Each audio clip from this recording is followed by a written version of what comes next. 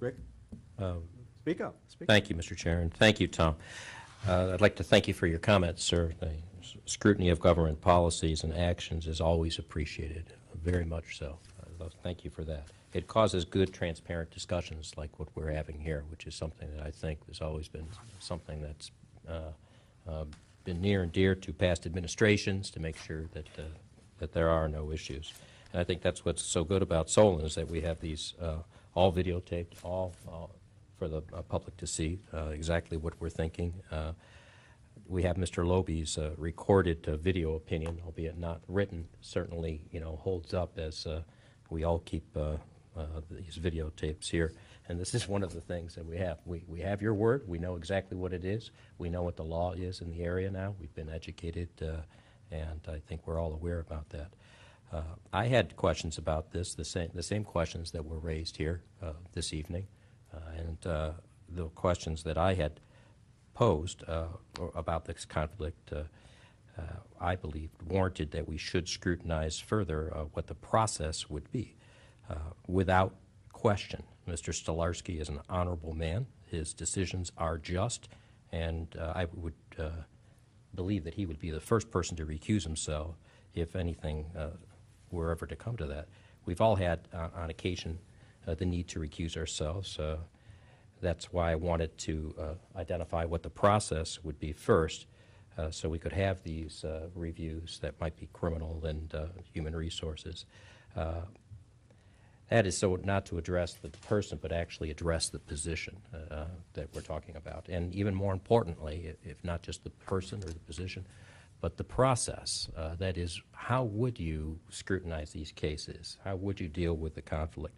Conflicts of interest are common. They're common. Unless you're a Tibetan monk living on the top of a mountaintop, you're going to have conflicts in your life, especially if you're in the public eye, especially if you're doing good for people. Nancy Stolarsky's resume is impeccable. We would hire her on her bona fides alone. In reviewing this, with all the background that she has as a human resource manager of a very large $14 billion property and casualty insurer with 26,000 employees, representing 3 states and over 800 employees, it's my belief that we have found a good person to be able to handle these.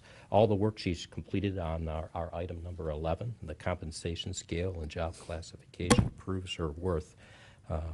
If you know the conflict and the potential conflict in advance, as the city does here, the procedures can be instituted to guard against that conflict. Here, our law director would handle these HR issues that require a criminal review. For instance, we have that process already available in one of our policies, the fraud policy, for certain cases to be reviewed by the law director. I'm certain this process sets clear lines of duties, and this would be conducted by Mr. Loebe or by a separate municipal prosecutor. So I don't have an issue with the fact that there is an appearance that there could be a potential problem. We all know it, we've identified it, and I believe that the questions that we've raised scrutinize that.